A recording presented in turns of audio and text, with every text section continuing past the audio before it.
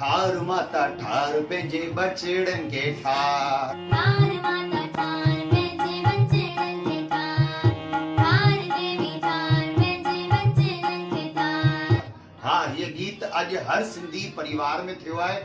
शीतला माता के प्रार्थना कई वई आहे और हीअ प्रार्थना शीतला माता के इन करे कई वई आहे कि सभिनि जे बारे में ये प्रार्थना है कि पूरे देश भर में जेकी बीमारियूं फैलियल आहिनि, हे माता तू उन्हनि खे मुक्त कर, सभिनि खे हर प्रकार सां सब तंदुरुस्त रहनि, स्वस्थ रहनि।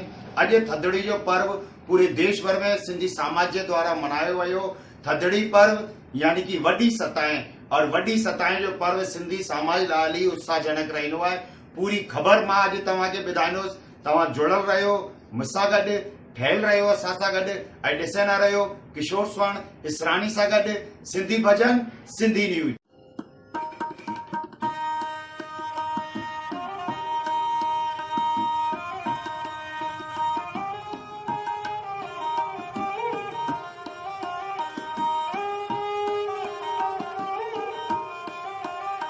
अयोध्या फैजाबाद में उत्तर प्रदेश सिंधी अकादमी जा पूर्व उपाध्यक्ष श्री अमृत राजपाल, अकादमी जा पूर्व सदस्य श्री कैलाश लखमानी, भक्त प्रहलाद सेवा समिति जा अध्यक्ष श्री राजकुमार मोटवानी ऐं उत्तर प्रदेश सिंधी युवा समाज जा प्रदेश अध्यक्ष श्री ओम प्रकाश ओमी जी गरिमामयी उपस्थितिअ में Sindhi women and child welfare society Ayodhya Faizabad जे पारां थदड़ी पर्व धूमधाम सां मनायो वियो।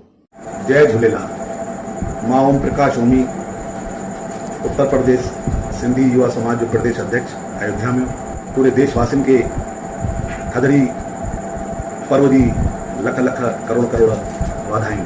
जीअं कि तव्हांखे ॼाण आहे कि थदड़ी भारत में न दुनिया के कई मुल्कनि में सिंधी समाज हर्ष उल्लास उमंग सां गॾु मनाईंदा आहिनि।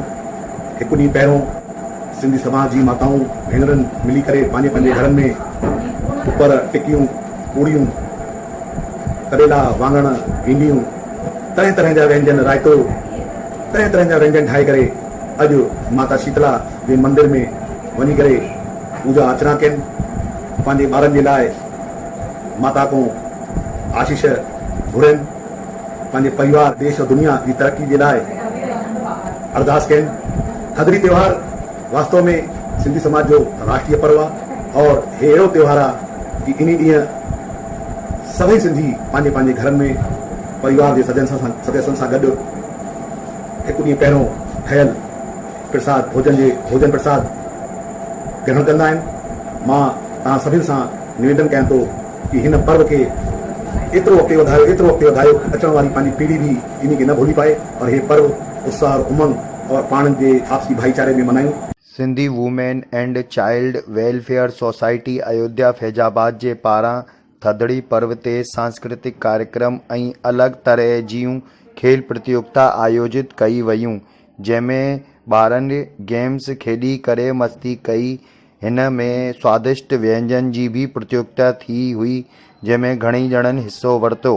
हिन सुहिणे कार्यक्रम में सोसाइटी जा प्रबंधक सुरेश पंजवानी, संरक्षिका किरण पंजवानी, अध्यक्ष ममता लखमानी, माला खत्री, रेनू सावलानी, कविता वासवानी, आशीष कौर, रानी कोमल लखमानी, संगीता खटवानी, कनक चेचानी, संगीता आहूजा, गुरमित ज्योति भारतीय, खुशी आहूजा सां गॾु अयोध्या फैजाबाद जी घणई भेनरुनि जो ख़ासि योगदान रहियो।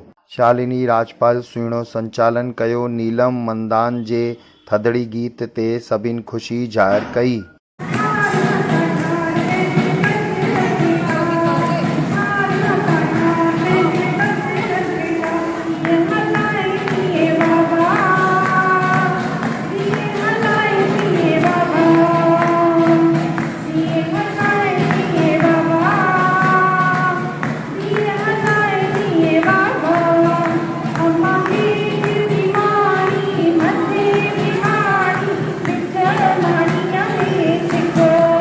चांदनी बलेचा, शालिनी राजपाल ऐं ॿारनि सुठी प्रस्तुति ॾिनी।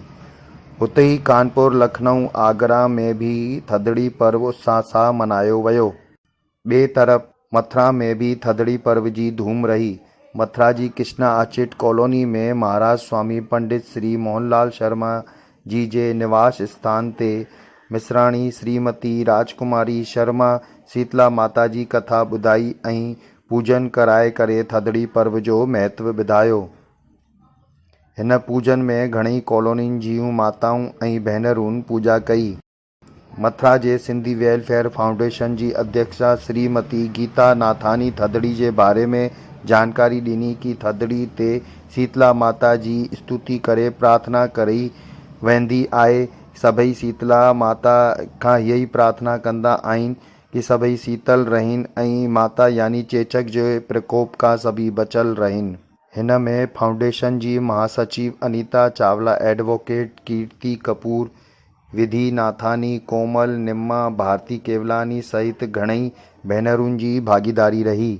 थदड़ी पर्व मथुरा जी कदम विहार, सिंधी कॉलोनी, राधिका विहार, नरसी विहार, कृष्णा आर्चिड, तिलक नगर, डैम्पियर नगर सहित उन्हनि जॻहियुनि ते मनायो वियो जिते सिंधी वधीक रहंदा आहिनि।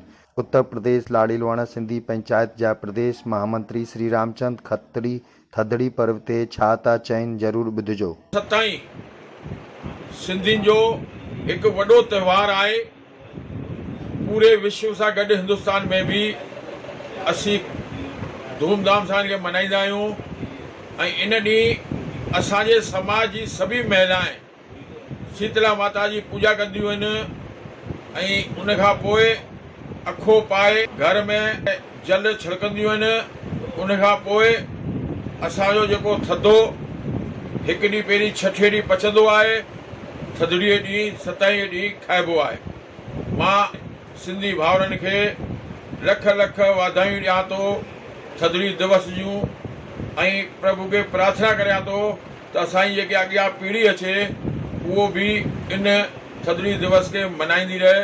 त कीअं लॻी अॼु जी असांजी हीअ ख़बर ऐं तव्हां पंहिंजे शहर जी बि कोई न्यूज़ कोई ख़बर जेका बि सिंधी कार्यक्रम थियनि था तव्हां मूंखे मोकिले था सघो ऐं कोई बि अगरि तव्हां भॼन था ॻायो, गीत था ॻायो सिंधी में, उहो बि तव्हां मूंखे मोकिले था सघो।